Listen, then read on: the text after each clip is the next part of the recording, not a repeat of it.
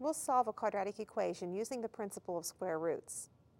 The quadratic equation is the quantity x minus 8 squared equals 13. Now I could multiply this out and solve this using a different form or a different idea.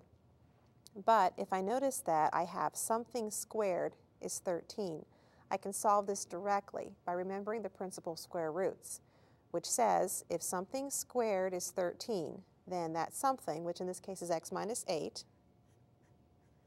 has to equal either the square root of 13 or x minus 8 has to equal the opposite of the square root of 13.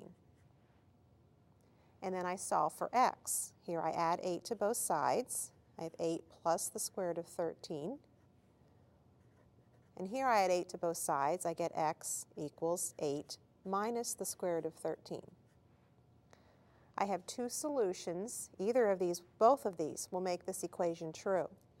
When I write the solutions, I can write them in a combined form.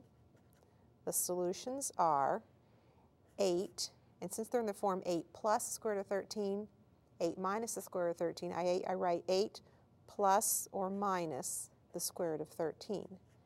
And this is shorthand for both of those solutions.